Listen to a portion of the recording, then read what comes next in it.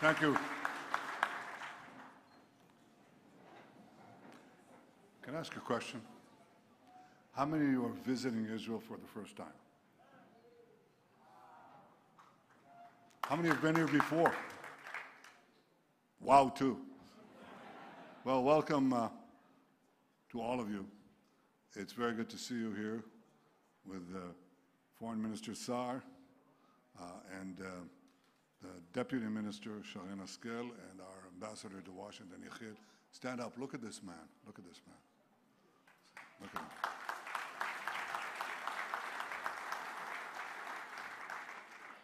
He, Yechiel, represents the greatest military comeback in recent history.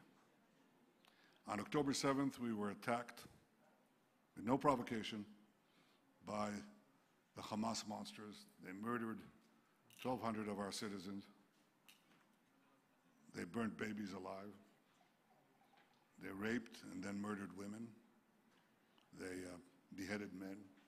They took 250-some hostages, grandmothers, grandchildren, Holocaust survivors, to the dungeons of Gaza.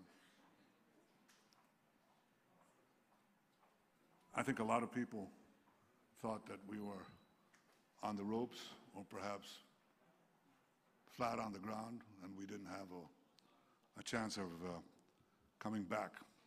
A day later, on October 8th, Hezbollah joined the fray. They started rocketing our cities. Again, no provocation. I said on that day that we will change the face of the Middle East. I said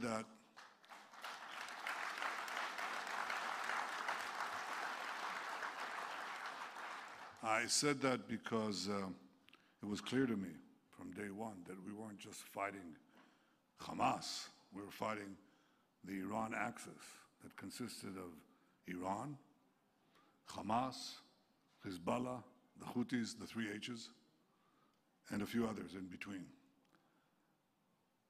And while we would start with Hamas, we'd have to eventually reach the patron, and in one ear or the other, all the elements of this terror axis. This is what we proceeded to do, first by striking hard at Hamas, then when their main forces, main organized military forces, were obliterated, we went to the north. I hope none of you have beepers.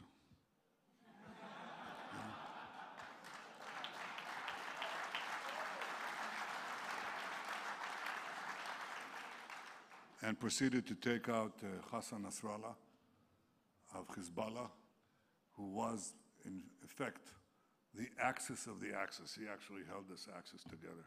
And once he was gone, the Assad, the murderous Assad regime in Syria, collapsed because during the Syrian civil war, it wasn't the Syrian army that fought Assad's enemies. It was, invariably, when the battle didn't go well, Nasrallah would send in thousands, sometimes tens of thousands of Hezbollah troops to save his regime. Now, Nasrallah was gone, Hezbollah was crippled, so Assad fell. And once he fell, the land route that connected this axis from Tehran to the sea, to Lebanon, was gone.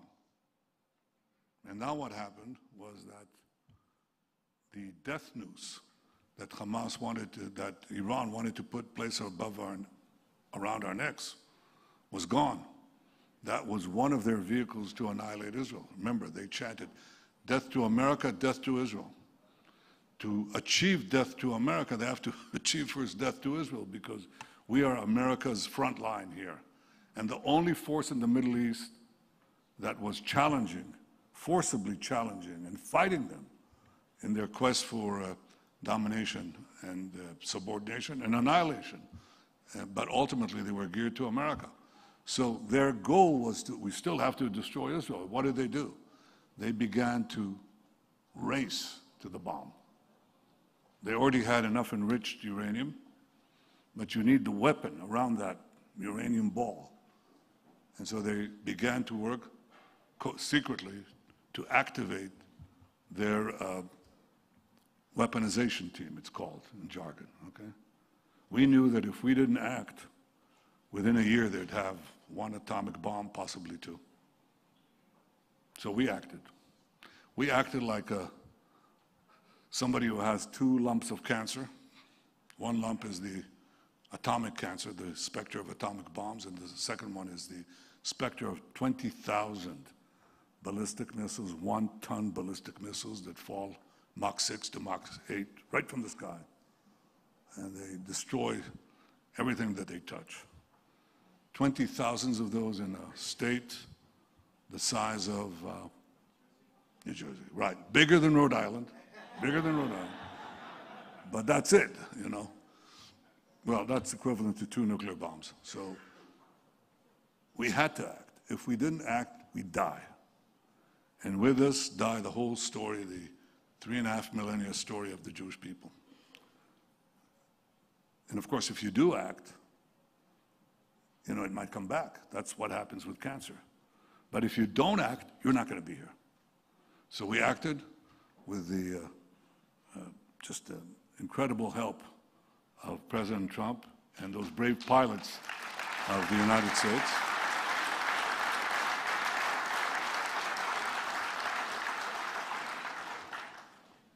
Our soldiers fought like lions. Our pilots just struck like lightning. And our alliance roared like thunder. And that did that. We pushed those two great perils away from our door and away from your door, because Iran's plan was to have ballistic missiles that would reach first deep into Europe, then 8,000 kilometers. You add another 3, and you're on the eastern seaboard. Those of you who are deeper inside, it'll take a little more time. But that was the goal, death to America. And they'd have these ballistic missiles, ICBMs, and the means to give them nuclear warheads. You're all under the gun. So we were fighting not only our enemies, we were fighting your enemies. And now we're circling back to Gaza to finish the job where it all began. There's still some strongholds that we have to take apart. They're holding our hostages. We are committed with America to release all the hostages, the living and the dead. And we're not going to compromise on it, nor will we compromise.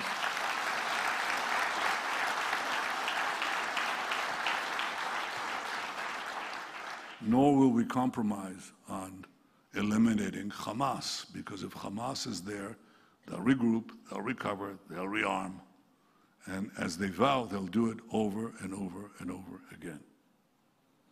So this is where we are right now, on the verge of entering Gaza and defeating Hamas and liberating our hostages.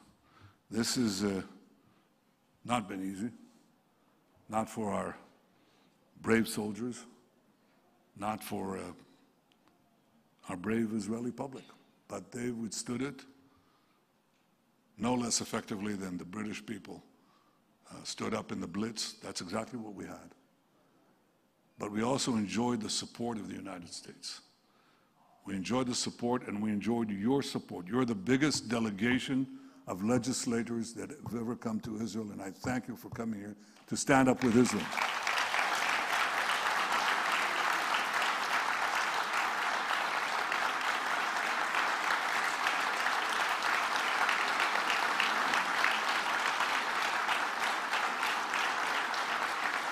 Thank you. Democrats and Republicans alike, we value and cherish your support. And there is an active effort to erode it. That effort to besiege Israel, not isolated as much as besiege Israel. That is orchestrated by the same forces that supported Iran. Iran's effort to put a military siege on us and ultimately choke us. We were able to break loose from that siege, and we will have to do several things to break loose from this siege that is organized by a few states. One is China, and the other is Qatar. And they are organizing an attack on Israel legitimacy in the social media of the Western world and the United States. We will have to counter it, and we will counter it with our own efforts. I think that's rule number one. The second thing is something that they can do uniquely in Western Europe. Western Europe has large Islamist minorities. They're vocal. Many of them are politically motivated. They align with Hamas. They align with Iran. They pressure the governments of Western Europe, many of whom are kindly disposed to Israel, but they see that they're being overtaken, really, by campaigns of violent protest and constant intimidation. And so they fall into this siege. And we can break this siege. I just said this in another meeting, and they said, oh, Israel is isolated. Israel can't break out of the siege. No, I said, we will. Some of them have stopped weapon component shipments. Can we get out of this? Yes, we can. We're pretty good at producing weapons. Like intelligence, we share both with the United States. A good chunk of your intel.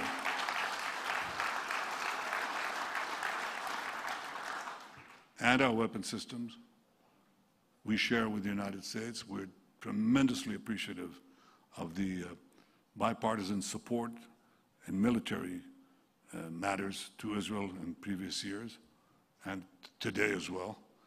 But do you have cell phones? You have cell phones here? No? You're holding a piece of Israel right there. You know that? I mean, a lot of the cell phones, the medicines, the foods, you eat cherry tomatoes? You know where that was made? I don't like cherry tomatoes, but it's an Israel. What can I do? It's an Israeli product, as are so many other things. And I think this serves the betterment for the betterment of all mankind and womankind. I think that is Israel's unknown contribution. But we can make things, we can produce things. We cherish the fact that we have the constancy of American support despite the attempts to erode it. And we'll continue to work to make sure that that continues on both sides of the aisle. It's very important for us. But equally, we will eventually create the independence that we need so those in Western Europe who think they can deny us things will not succeed. We can break this siege, and we will. And the last thing that I want to say is that this is not a battle just for national interest, not just for our national interest and your national interest. Those theological thugs in Tehran who amassed the crowds, who took American hostages on the first few days of their tyranny, and who since chant death to America, they only see Israel as a roadblock on the way to subjugate you, subordinate you, and threaten you. And they see Israel as you. And if you look at what the Islamist radicals here and around the world say, they say that we are you, we're just a piece of you, and you are us. I disagree with everything they say except this. I think they're right. I think we're part of a common civilization with deep historic roots of common heritage. When I went to, I've spoken 4 times in the joint session of Congress, and I look at the far wall, and some of you, maybe all of you will end up there, you know. Do you really want to? Well, those of you who are crazy enough to want, I mean, anybody entering politics has got to be insane, but there are quite a few insane people here. So for those of you who go there, or next time you visit the Capitol, just look at what's on the other wall. I'm at the dais, you know, the podium, and I look at the far wall, and what do they have? Moses. Moses. A quote from the Bible about liberty. You remember Moses taking the people of Israel out of bondage in Egypt? Familiar with this story? I'm glad there are enough. We have a common heritage, and that heritage is being challenged now by people who not only want to bring us back to the early Middle Ages with incredible fanaticism and cruelty, it's also savagery. The things we encountered on October 7th, the things we just encountered not only in Gaza, but in Syria, in the wanton attack on our Druze neighbors. That's a non-Islamic sect, and they're living there in a mountain. And what they endured exceeded, in some cases, the horrors that we saw on October 7th. But what we saw there is what you saw on September 11th. It's the same thing. It's this raw savagery, the glint of murder. You know, those savages on October 7th, they had GoPro cameras. And they broadcast back in live broadcasts, as they mauled babies. And the horrors that they did. So there's a glee, a horrible glee of death and the worship of a death cult there that is completely the opposite of the values that we hold dear. Life, liberty. What's the other one? I visited Monticello, Jefferson's place, and that's what I saw there. I saw Jefferson, who was well-versed in the Bible, spoke about the Holy Land, quoted the prophets. He understood the roots of our common civilization, as did the other founding fathers of America, as did Abraham Lincoln on his death date. He said that his one hope was to, to visit Jerusalem, come to the Holy Land, to see the place where our common heritage began and from which it will continue. I'm glad you are here to visit Jerusalem, to see the place of our common heritage and where our common civilization, well defended by our great alliance, will continue. Thank you for coming to Jerusalem. Thank you, all of you.